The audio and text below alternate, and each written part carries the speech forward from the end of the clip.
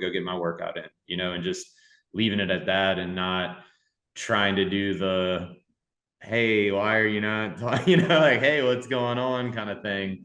And just like holding firm to just progressing, and just going, hey, look, you got a lot of stuff on your plate, Reed, go home, get it done, keep moving forward, next task, next task, next task.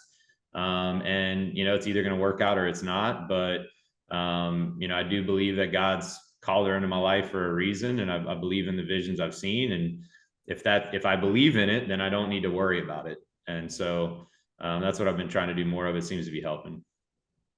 Good, man. Love that, bro. Love that.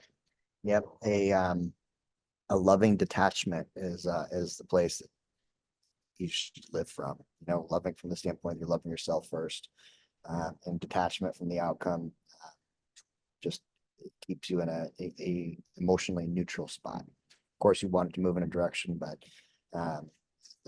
the best advice I've ever got in dating is choose someone that chooses you back with the same level of ferocity. So just the only way that you get to that point is to be detached from the outcome and be willing to choose you first, then just to hope and pray that the one in front of you is the one, and you'll know. And I mean, that's good advice because, and that was like kind of, when I was talking to my mom, how moms can be. And so, she was like, well, she's not, pushing forward for you like you're pushing forward for her. So I think you need to just go move on and do your own thing. And I'm like, yeah, I mean, I think that I've had a lot of qualities and or not qualities, but I think I've had a lot of tendencies that haven't helped that. And so, I think if I'm focusing on doing my things, I think she's going to notice that. And I think she'll come around in her own time. And it's not that she isn't pursuing me. It's just that she's hesitant to see if that nice guy Reed is actually, am I growing from that? Or is that just charades that I'm putting on to get her, right? And I think that's her concern. And so, like you said, it's just like my focus and intention has to be God and then me first. And if I'm doing those things, then she will either come on board for the train or she won't, and something else will come my way.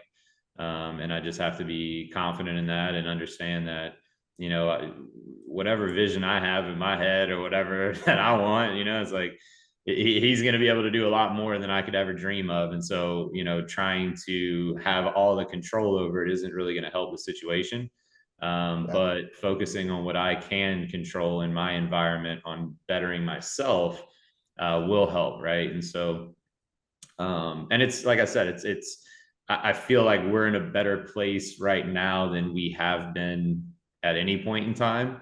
And I think a lot of that has come from me identifying with that book a lot of the things that I was doing wrong with myself and correcting it and putting a lot more intentionality into being just a happy Reed, a loving Reed, and just a gratuitous Reed. Having that conversation with my dad, I think was a step in the right direction. He was like, dude, you're one of the happiest babies and kids. And then just one day you were the angriest person and you never got away from it.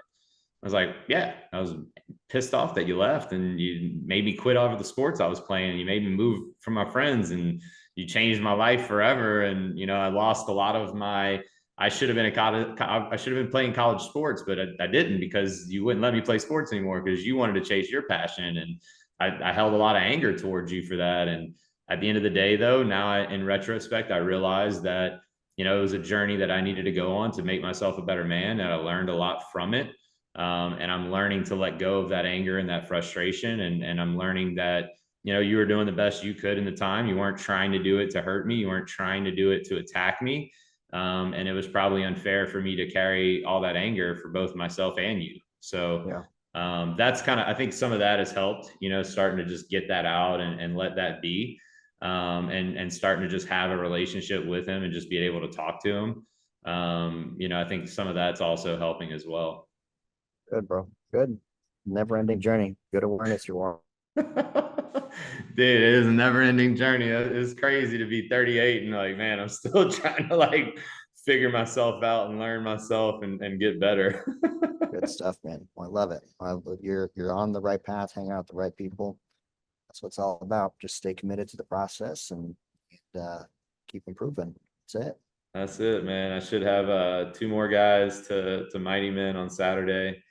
I got a buddy of mine that I shared the High Value Man link with, that he's been kind of going through it a little bit over the years. And we were having a conversation on the way back from Louisiana, and he's like, I think he's like 43, 44. He was like breaking down, crying, he's just kind of in a lost spot in life, and just really thinking that there's nothing left for him kind of mentality. And so, I was giving him some words of encouragement while also being a little harsh